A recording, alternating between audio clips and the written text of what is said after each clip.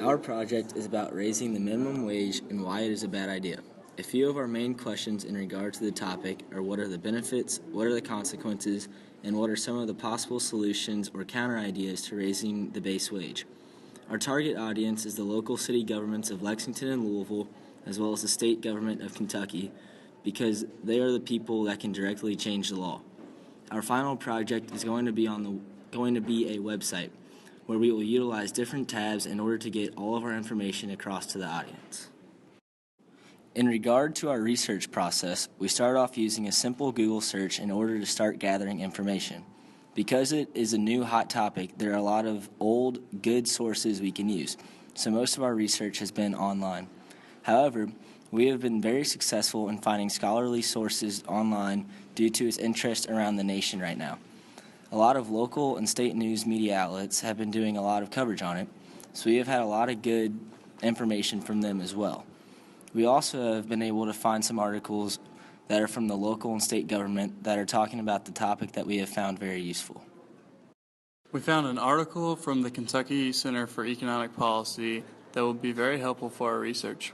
The title of this article is "Increasing Kentucky's Minimum Wage Would Help 1 in 4 Workers Make Ends Meet." And it was published January 9, 2015, making it a very recent and useful article.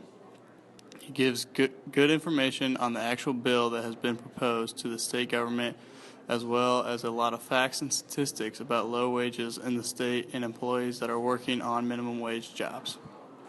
On top of that, it has several charts that diagram trends in the economy that we might be able to use.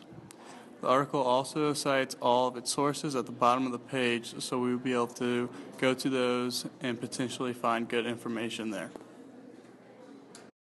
We also found an article from Liberty Voice, which will also be very helpful for our project. This article is told from the viewpoint of two different stakeholders, the restaurant owner and the restaurant employee. Bachir, a 20-year-old busboy at a pizzeria, makes minimum wage and can barely make ends meet. He cannot afford food outside of the food that he makes for himself while working at the pizzeria, and has heard rumors about a minimum wage increase and is very hopeful of such. Conversely, his boss, Amanda, feels that people should have to prove themselves for a wage increase.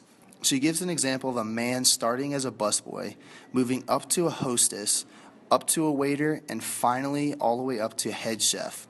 She believes this example of hard work is what should motivate minimum wage workers to get out of the minimum wage salary, not the government making owners give them more money. We will be able to use this restaurant example in our project in the stakeholders section of our website and talk about how the minimum wage directly affects local pizzerias. We also found a transcript of a testimony on raising the minimum wage in the city of Louisville. This is a little old for our research, coming from October 30th, 2014. The only reason I call it old is because a lot has happened in regard to Louisville and raising the minimum wage.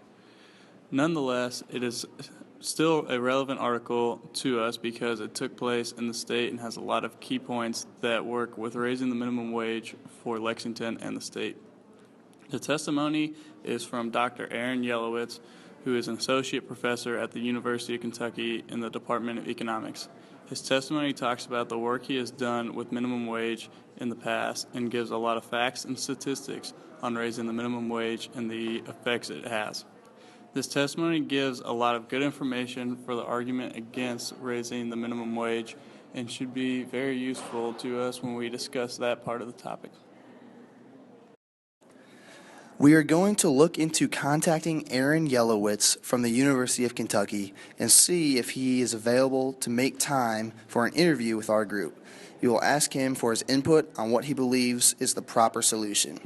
If possible, we would like for him to be one of our primary sources, seeing that he is very credible in the topic.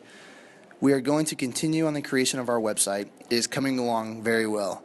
As with any research project, we will be continuously looking for new scholarly information, but we do not feel that we are lacking any research as of now. Our ideas have not changed since we have proposed this idea, and we have information on both sides of the debate, and we are able to use both to our advantage.